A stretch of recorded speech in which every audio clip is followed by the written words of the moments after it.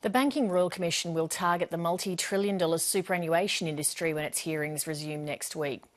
Already, fees for no service and bad advice have been uncovered. Now the spotlight on the compulsory superannuation sector is set to reveal massive problems with the insurance associated with many super accounts, a product some in the industry describe as junk. Here's Michael Vincent. That was just at another launch. Jacinta Scott worked in the fashion industry for more than a decade. A life of long days and celebrity launches. Like this is Megan Mullally. And I started out being like a buyer for a shoe and handbag and accessory company, a big company. So I guess at the peak of my fashion career, I was the general manager for an Australian fashion label. But in 2009, she was diagnosed with chronic rheumatoid arthritis. The symptoms were debilitating, painful and unpredictable. I was bedridden. My wrists swelled, my ankles swelled. I was getting around like a little injured animal and I couldn't even hold up a phone or a book. The toll hit her hard as her career came to a painful end. In 2014, she launched her claim via lawyers to draw on her superannuation, which also provided insurance cover for total and permanent disability, known as TPD.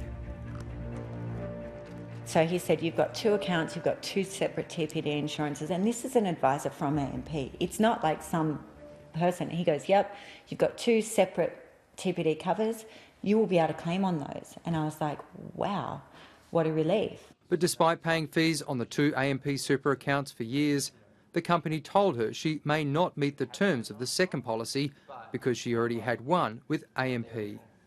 Yeah, I've been paying for something that was never intended to be paid to me, that's what it seems to me. But we're happy to take the money from you until such a time as, you actually need that money.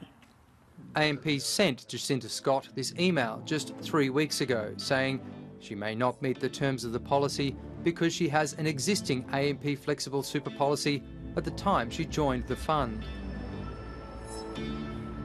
But lawyer Josh Menon, who represents Jacinta Scott, wants the Banking Royal Commission to hold super funds and their insurers to account.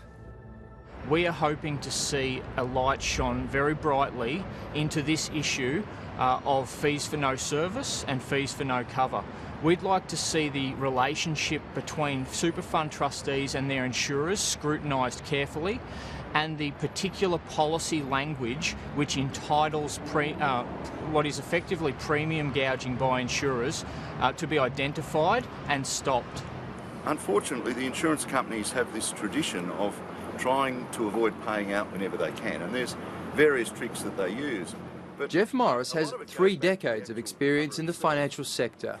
He was a financial advisor to the Commonwealth Bank who turned whistleblower. So you've got some insurance that's really junk, and people are paying premiums for policies which, when they go to make a claim, they find out that there's nothing there.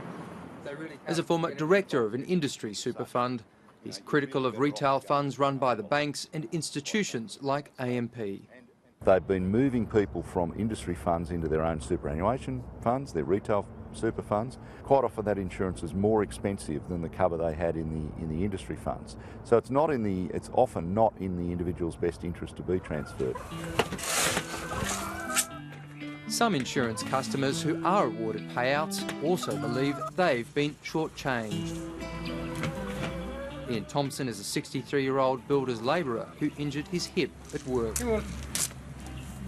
Well, I was working on a roof, and on the 3rd day I noticed I was having trouble walking.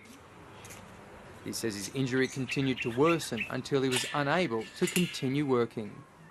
Just a constant pain there when I'm trying to walk. All the x-rays that I've had just show that it's bone degeneration. He claimed on his superannuation TPD insurance expecting a lump sum, but his insurer, Sun Super, had changed its policy from lump sums to annual support payments 2 years ago.